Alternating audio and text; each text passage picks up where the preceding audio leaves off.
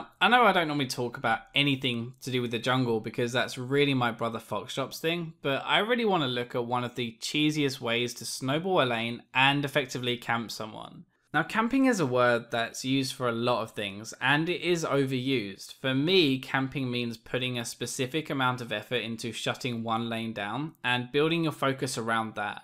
Now, the whole point of this video is to show you how to camp that lane and not waste your time, and then what to do with the advantage that you get. So let's get started. To make this really simple, you camp the easy kill lane, one without flash or no escape. You control the jungle around that lane because the enemy is weaker, and then finally you start to take objectives from it. The reason I say this is cheesy is because you don't really need amazing mechanics or anything. Anyone can pull this off. You just have to go into the game thinking, I'm going to set up a tent in someone's lane and I'm going to make them cry like a baby. Pretty much like how I made Foxdrop cry when I got to Diamond 1 before he did this season. The clip that's been running is from a Diamond 1, Diamond 2 game, and you can see that Zed has fought Riven, and the important thing here for us is that after the TP, Riven actually flashes to try and get the kill. Now, I'm Lee Sin in this game, and while I'm doing my camps, I'm looking at the minimap to see what's happening, especially top lane because that's where I'm most likely going to end my route.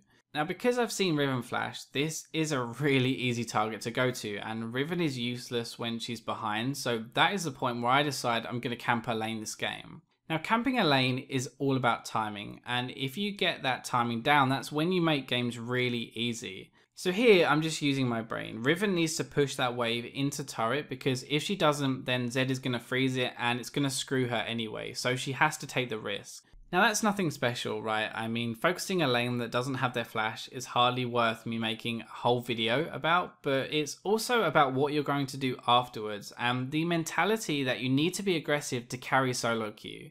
Now some people honestly just don't think about it, and some are like, well, okay, I'm just going to do this jungle camp and then I'll come, and they constantly just keep farming and keep saying they're going to come in a minute and in another minute, when really this is the cheesiest way of hardly needing any mechanics and still winning games. Now this is skip forward a little bit to the second buff rotation, and because I've made Riven pretty weak, I can safely invade the Elise and take her red buff because if a fight does break out, then Riven can't really do anything. Now there are three things here that I'm looking at. So the first is the state of top lane, where you can see that Zed has pretty good control, and I'm actually duo with my mid laner here and have told him to push, so I decide that I am going to go for the invade. The third thing that I'm looking for is Elise, and I actually see her on a ward bot lane, so that means that it's my cue just to stop hanging around looking for her and go straight for the buff. Let's speed this up a little bit, and I'm feeling a little bit tired. I think I need to go take a nap in my tent, so I'm going to go back up to the top lane, and I do pick up a lucky kill here after a flash, and this is where we kind of turn it into the objectives. Camping a lane is really about winning the game from that focus on that lane. I mean, it's all nice me killing Riven a ton, but if we don't get any objectives from it, then there's not really any game-changing effect. I said part of this snowball at the start is controlling the jungle, and that comes a lot from warding, and these are the spots that I warded that game. This ward here is the most common route into the jungle, so it's the most common ward that I will be placing because it lets me know where Elise is and if she's topside, and gives me way more freedom to do what I like. And this second ward here provides a safety net in case she comes from base.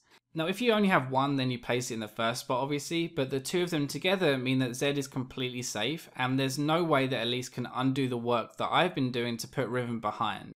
Let's look at another example, and this time we invade level 1, and honestly this is even more cheesy than the first clip.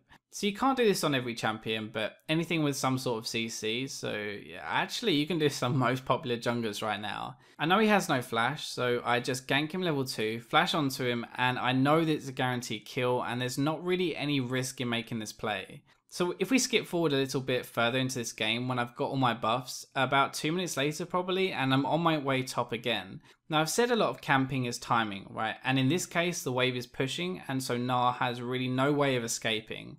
If this was pushing into him instead, then it becomes more of a waste of my time, or more of a risk of being a waste of my time because I'm unlikely to get anything. So instead I use that time before to farm, and then I come after.